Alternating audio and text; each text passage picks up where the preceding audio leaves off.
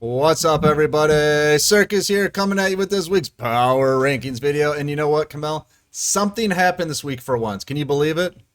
Yeah, something actually happened, and I'm not too pleased about it. Really? Because usually every week we're like, major shake up in the meta, and it's usually like two cards changed in a deck or something. But like for real this time, like something actually happened. Yeah, it was pretty interesting, so we will get right into it. You shall see. So if you're new to the series and you don't know what we're doing here, each week we track decks as they're played in tournaments around the community.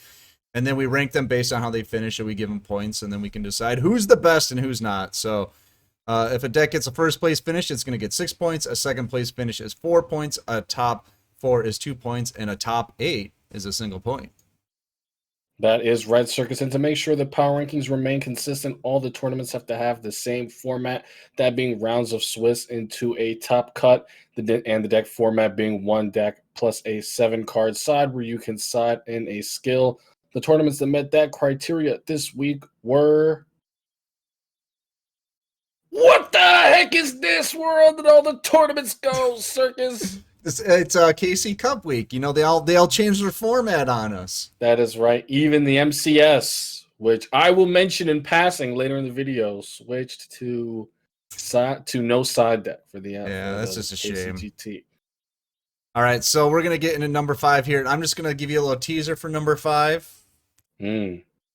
Not even a couple weeks ago, this deck needs to be nerfed. This deck is out of control. It needs a semi-limit because it's dominating the meta. Here comes number 5. That's gonna be game. Harpy Lady swooping. See, that's all they needed was a little time, Kamel. Just a little time. People were freaking out. This deck is just oppressing the meta. It's the worst thing ever. It's number 5 this week. It barely even made the top 5. Yes, that is absolutely right, Circus. And it's because of a couple things. It is no surprise. Another big synchro deck, Resonators, came into the meta this week.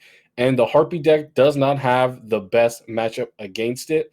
What we're coming to see is that newer decks require a really oppressive counter with lots of back row and or negates to shut them down. Harpies, more often than not, leaves your opponent open with more chances to come back, with your only form of interruption being a Book of Moon or a Cyber/Harpy Lady. And more often than not, that is not enough.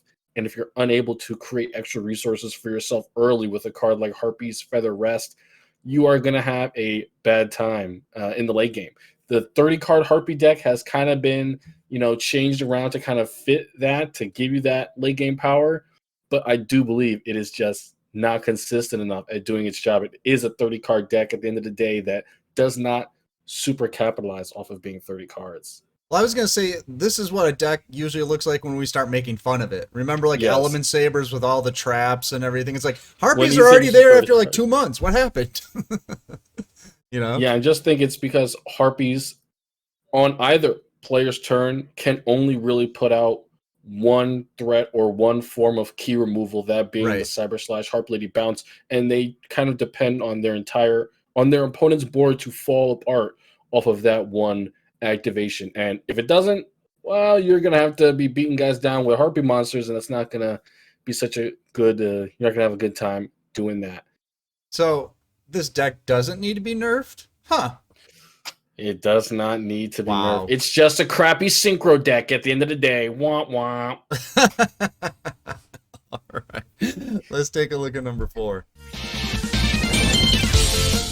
Man, who cares about it? No one cares about this, right? Does anyone care what's happening on the screen right now?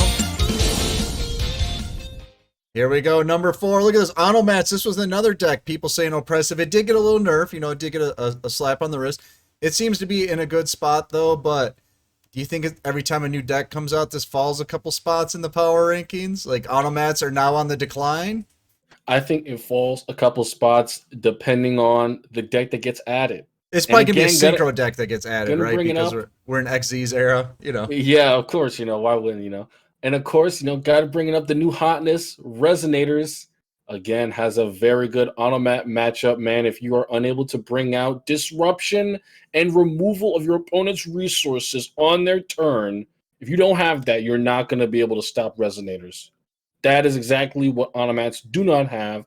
Too often do they, make their move depend on an Xyz monster like the Photon Strike Bouncer or the Steel Storm Roach to carry over and advantage them to the next turn. But these other decks, they have tools against those Xyz monsters, just like you would. They have the Book of Moon to I was take gonna away say, have your you heard of that continuing card? Book of effects Moon, on have you the heard of field. that? Yeah. If you don't have lasting disruption in your back row and in your hand, like where all these tech cards are, then you're going to struggle. Automats being forced to play a huge monster engine and spell and traps that are all related to their archetype can't be activated on their opponent's turn. You're going to have a rough time in this meta if you can't interrupt your opponents and when it's not your turn. Well, the problem with Automats, right, is like you said, if they're playing Bouncer, they're playing Roach with no back row, you flip them down Book of Moon, you hit them with a Chalice or something, they have no backup. They have no backup. Their entire turn one strategy, all their monsters went to making that Xyz monster you just flip face down. They're just like, I got Hey Trinity. What's the likelihood of you having Book of Moon? Huh? Exactly. Terrible. All right. Sorry, Automat players. I know we probably made a lot of people angry, but that's okay. We're all right with that. Let's take a look at number 3. Swings in, lethal.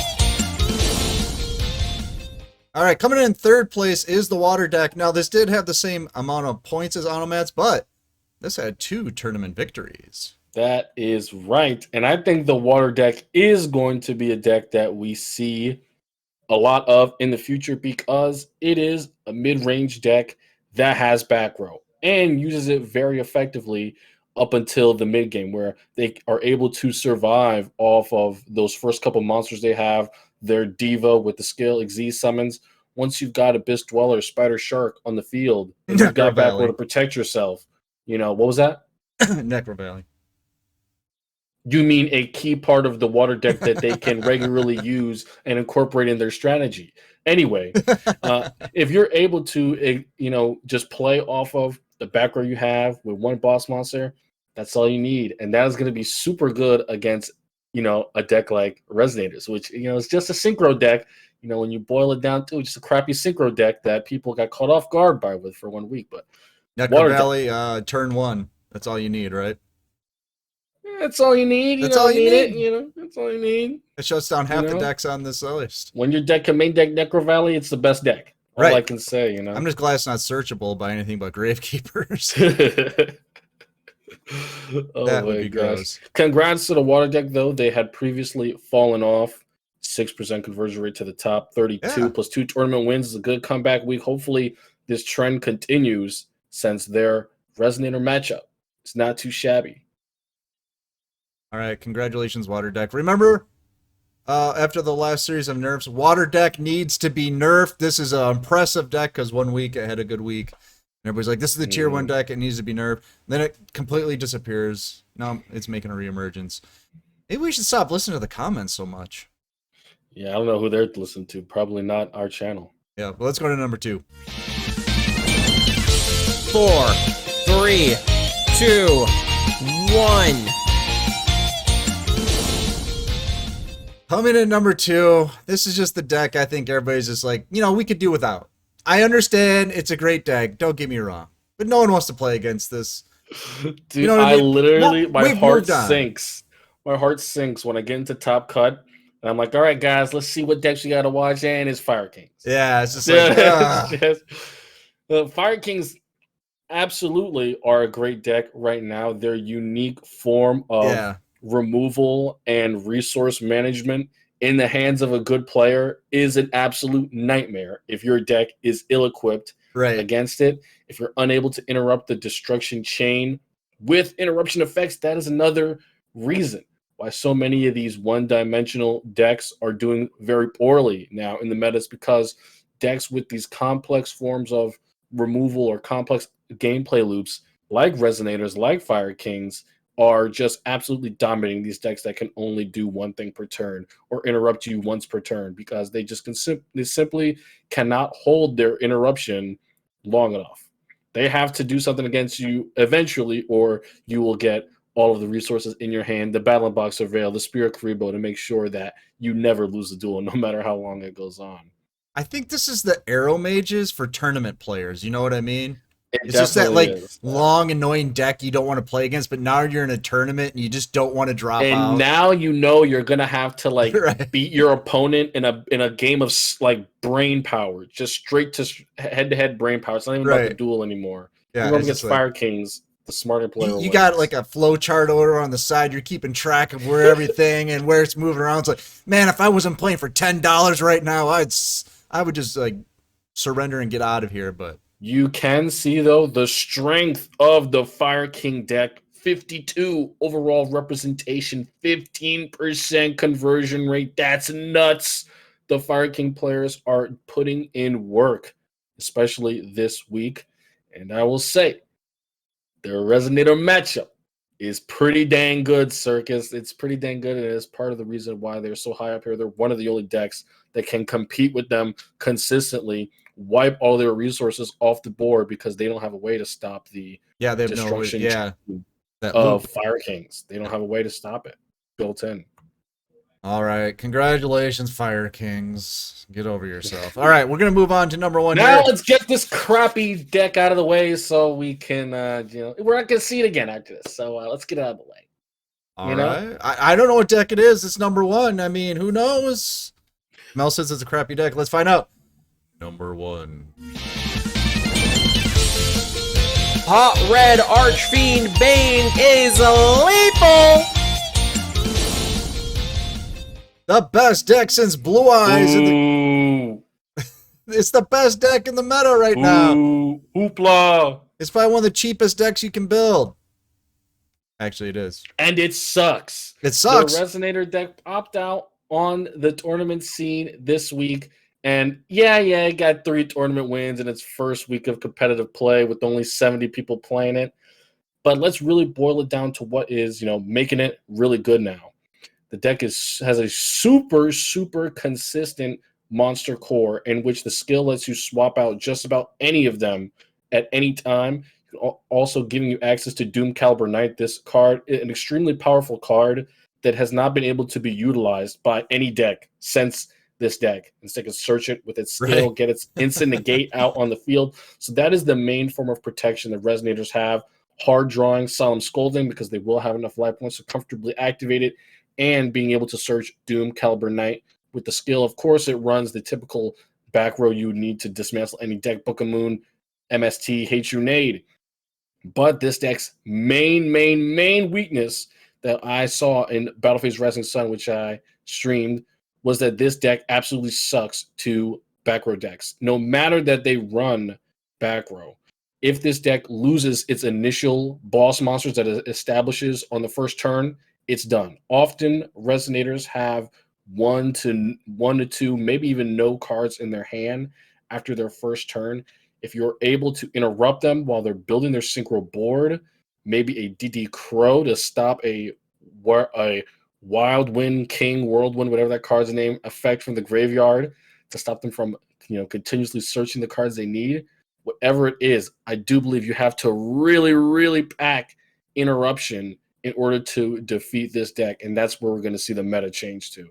I think in Rise How to Play Resonator video, he was talking about how a lot of players overextend themselves when they're going through the loop. Like this is lethal, but then they just keep going and they use a lot of resources, and then maybe they get Karibo'd or something, and then it's like, oh man, I spent all those resources, and they're able to stop it. So, well, a key part of why that happens is arguably because that is how the deck has to play. If you don't have too many other defensive options for yourself in a turn, the best option may just be go all in. Because if your board is not strong enough on the next turn and you don't have, a Book of Moon or Solemn Scolding to interrupt your opponent's combo, your main goal is just to survive turn to turn. Yeah, so, it'll be interesting to see what will happen, right? Because it's the first week, it's a new deck. People are like, I don't know how to play against this. When do I interrupt it? We'll see what happens this next week once people adapt to it, right? Yeah, I do believe we will. However, really quickly, just to mention, this deck in a no side deck tournament, which is why its result was not here, lost to Shiranui. And Shiranui has become a pretty prominent Yeah. counter to this deck in side deck and non-side deck events, just because of the lack of things that Shiranui has to have on the board, and that is where most of Resonator's interruption power comes from. You're not going to be able to Solemn Scolding all your opponent's graveyard effects if they can activate multiple of them per turn. Shiranui is a back row deck. They're going to have 2 to 3 back row every turn for you to stop your initial play. So think about that. Back row, a really big thing against this deck. Graveyard interruption as well to stop them from extending their combos. All right, well, we'll see, right? Give it another week and we'll see where it's at. I'm building this deck in my free-to-play series just because it's the new hotness, but if you're watching this trying to decide whether or not to build it, I'd say wait another week. Wait another week. I would definitely say wait. The deck looks great right now, but anything is subject to change. Decks usually do well their first week because they can storm the tournament scene and people are just like, what do we do? What do we do? And then once they figure it out, That's what I believe happened. This week, I cannot even think of one time that I saw common side deck cards that would be used against a deck like this. Summon Breaker comes to mind. Did not still have not seen anyone play that card. Literally ends the turn for this deck. So people definitely just got to start siding against it because it's winning a lot. Right. 70 participation, 17% top 8 conversion. Yeah, it's winning. All right, let's take a look at the at-a-glance stuff here. Overall representation, it's the Harpies. You know it, even in a slow week, it's Harpies. What was the one that surprised me? Maybe it's not on this one. Noble Knights at 11. That did kind of surprise me. 11 people still playing Noble Knights? Shiranui up at 18? I mean, dude, Shiranui is going to be... It's coming back, baby. Shiranui is going to be top 5 in a couple weeks. No cap. Yep. All right, top 8 conversion rates. Resonators up there right now. Not bad. Blue Eyes at 2%. First week, 17%. That may be a new record. Yeah, that may be a new record. Yeah. Yep. All right, top 8 finishes, of course, would be Red Dragon, Resonators, or Resonators, whatever you want to call it, up there at the top. Look at that, Goki's in there. Goki, nice. Yeah, but this top 8 finishes, I'm definitely thinking this is indicative of how things are going to go down. Fire Kings going to be definitely moving up in the tier list. Going to see a lot more of them. Overall scores, here's how it shook out this week, but as you can see, Resonators well in first place. There was a tie between Water and Automatch. Water had the tournament victories, and then Harpies in a close 5th place there. So that can kind of give you the idea of what the tier list will look like, and it kind of shakes out like this. Yep. I think this is very good. All of the decks are kind of sorted in relation to their power of the tier 1 deck. And I do think, as much as I don't like Resonator Synchro decks, it is going to be the meta-defining deck, right? If people or things don't change to play better against Resonators, they're going to suffer. So definitely, if you're playing in tournaments, bring out those side deck techs. Consider that you're going to have to, go up against them. All right, let us know what you think of Resonators down in the comments below. Are they as good as they seem, or is it just the new hotness and people are going to figure it out? I say wait a week, and the data won't lie. The data will tell us. But what do you think right now? Don't forget to get in the Discord because it's free. The tournaments are free, and the new player help is free. That's right. All right, I'm Circus. That's Kamal. Peace out, guys. We'll see you next time.